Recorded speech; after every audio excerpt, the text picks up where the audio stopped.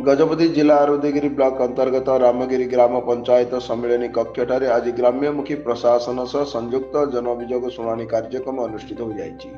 एही अभियोग शुणाणी रे जिलापाल अक्षय सुनील अग्रवाल, आरक्षी अधीक्षक जतीन्द्र कुमार पंडा, मुख्य उन्नयन अधिकारी तथा निर्वाही अधिकारी जिला परिषद पृथ्वीराज मंडल और प्रकल्प प्रशासक समन्वित आदिवासी उन्नयन संस्था पालाखुमनी अंशुमान महापात्र ए मिलित जन अभियोग शुणाणी रे योगदान करी रामगिरी ग्राम पंचायत समित तबार सिंह अनाघा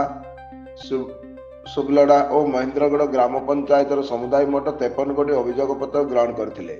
सेति मध्यरु व्यक्तिगत अभियोग समस्या 19 गोटी, ग्राम भित्तिक समस्या 33 गोटी अभियोग आस्तिबा बेले एथि मध्यरु मुख्यमंत्री रिलीफ पांठिरु 2 जण को 15,000 टंका आर्थिक सहायता प्रदान करा जायछि। आज अभियोग शुणाणी शिविर में प्रधानमंत्री आवास योजना, सामाजिक सुरक्षा, जमीपट्टा, मनरेगा, गृह निर्माण, राशन कार्ड, शिक्षा, जल सेचन, स्वास्थ्य और रास्ता समस्या भली विभिन्न समस्या नहीं अभियोग आसला। आज ग्राम्यमुखी प्रशासन सह संयुक्त जन अभियोग शुणाणी समय पंचायत समिति अध्यक्ष लक्ष्मी नारायण सबर, स्थानीय गोष्ठी उन्नयन अधिकारी लारिमेन खरसल, तहसीलदार ज्योतिर्मय दास, जिला मुख्य चिकित्सा जनस्वास्थ्य अधिकारी डॉक्टर मोहम्मद मुबारक अली, स्थानीय तहसीलदार समस्त जनप्रतिनिधि समेत समस्त जिला स्तरीय अधिकारी और ब्लॉक स्तरीय अधिकारीगण अभियोग शुणाणी रे उपस्थित थिले।